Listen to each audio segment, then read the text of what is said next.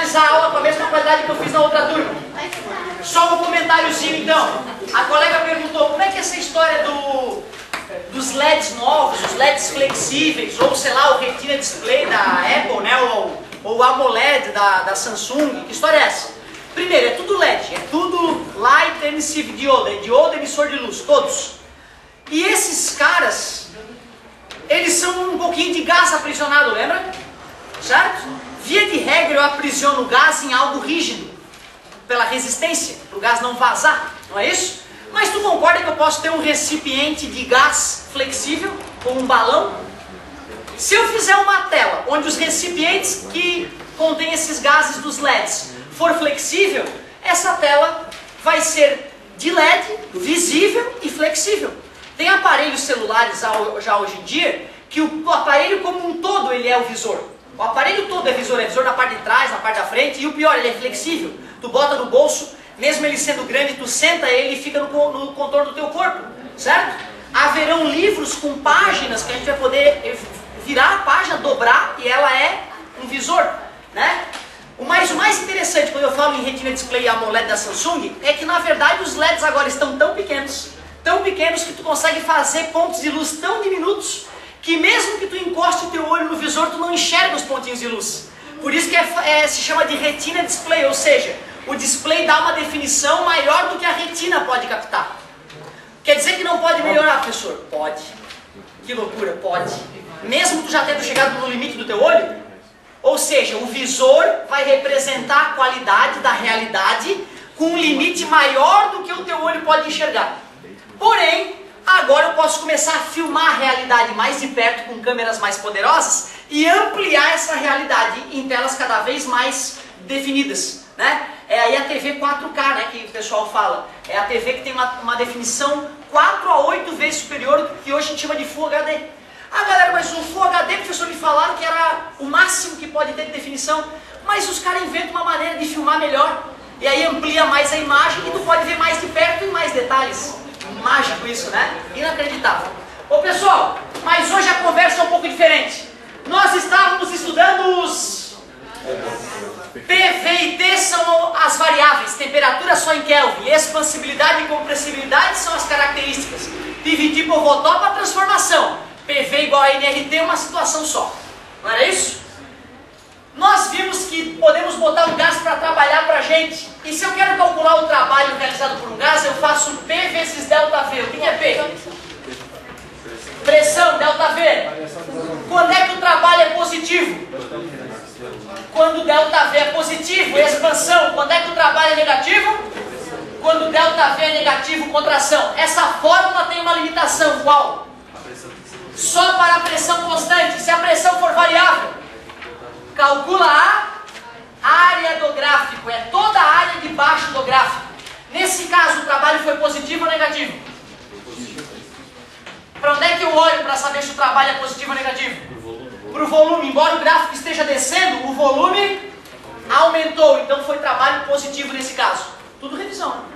Nós vimos que se eu pego um cilindro e tem o êmbolo móvel, a partir de hoje vamos chamar de pistão. Pode ser? Estamos crescendo aqui, então vamos parar da seringa, do êmbolo móvel, que as criancinhas brincam, vamos brincar de gente grande, de motor, pistão. Aqui tem um gás. Eu vou lá e jogo uma quantidade de energia na forma de calor. O que acontece com as moléculas? Ficam mais agitadas e aí batem no êmbolo com mais força, expandindo. Realiza? Nos meus melhores sonhos eu gostaria que todo o calor fosse convertido, mas infelizmente uma grande parte de energia fica presa dentro do gás, variando a sua energia interna. U é a energia interna do gás. O que é ΔU? Variação da energia interna do gás. Isso é conhecido como primeira... Muito obrigado, da termodinâmica. Observem que a primeira lei da termodinâmica nada mais é que o princípio da conservação, que é o que está por trás de tudo.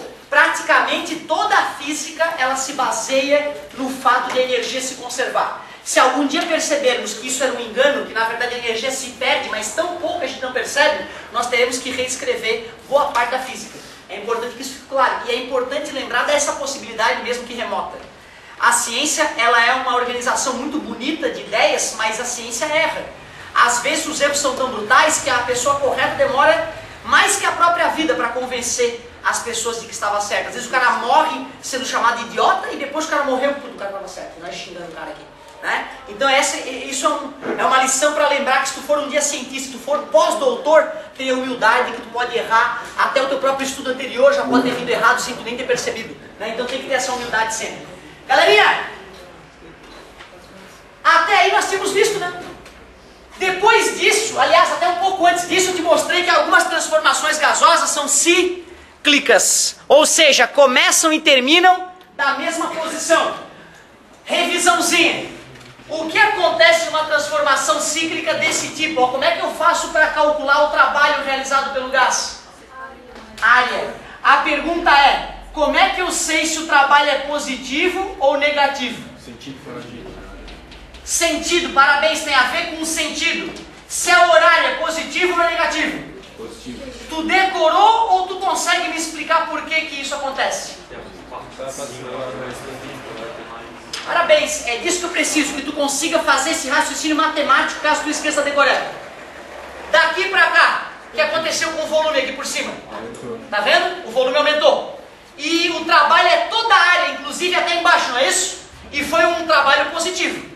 Acompanha daqui pra cá, o que aconteceu com o volume? Diminuiu, né? E qual é o trabalho? É só a área de baixo do gráfico, não é isso? A área positiva é maior que a área...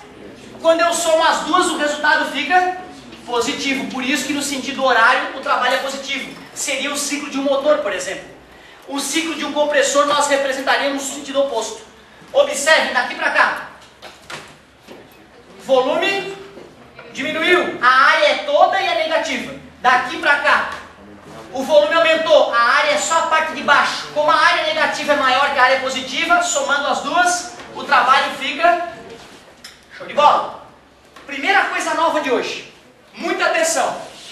Primeira coisa nova. Na aula passada, eu cheguei a te mostrar que a energia interna de um gás pode ser determinada por 3 meios de nRT. Tudo bem? Hoje eu vou te mostrar parcialmente de onde vem essa fórmula, tá?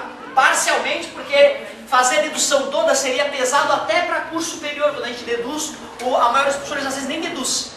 Mas se tu quiser saber a dedução toda, me pede que eu vou fazer com o maior prazer na assistência, a dedução total da fórmula. Daqui a pouco eu vou te mostrar a dedução parcial dela. O que é ele? Dos gases perfeitos. O que é gás perfeito? É o gás real que se comporta? Para que isso ocorra a alta temperatura? Baixa pressão, vários detalhes. Temperatura em Kelvin. Quanto maior a temperatura, maior a energia interna. Mas se eu quiser calcular o ΔU,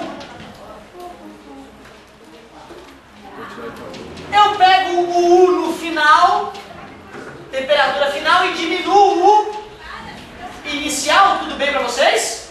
Concordas que o 3 meios de nRT está presente nas duas fórmulas? Posso colocar em E? O que é TF menos TI? Não é a variação de temperatura? Ou seja, ΔU é 3 meios de nR ΔT. Faz sentido? Faz todo sentido. Faz todo sentido. A pergunta é, numa transformação cíclica como essa, no início eu tinha uma certa pressão e um certo... Portanto, tinha uma certa temperatura.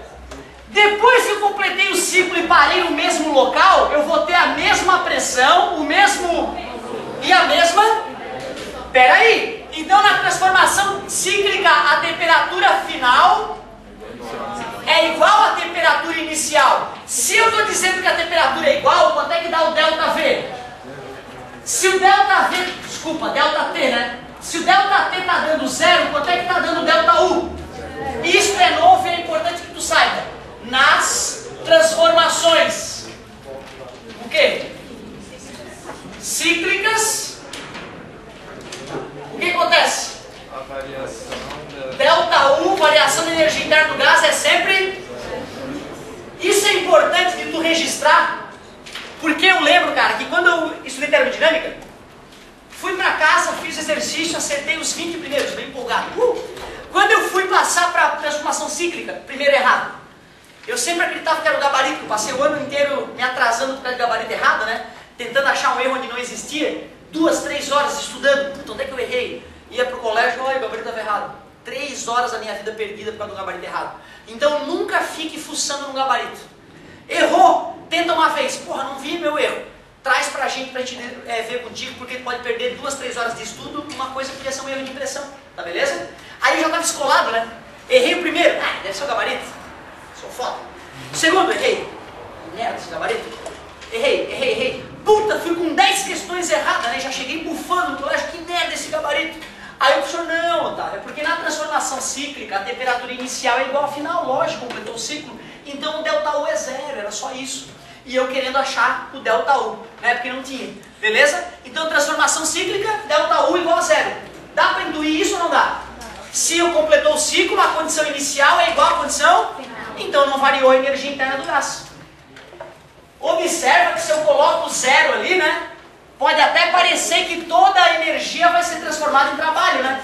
Mas nós sabemos que no final das contas eu vou ter que jogar parte da energia fora e daqui a pouco já vai entender por que isso acontece. Agora olha só. Única coisa nova é isso. Anota isso por favor, é importantíssima essa passagem. Agora eu queria, já que a gente está com algumas noções de termodinâmica, né? Eu até queria falar do ciclo de Carnot, é verdade, eu falei que na aula passada que talvez fosse falar do Carnot, mas tu vê, o Otávio apressado de novo. Carnot é só no próximo volume mesmo, no volume 5. E nós estamos finalizando o 4 hoje. Então olha só, quero fazer um comentário bem interessante, me acompanhe.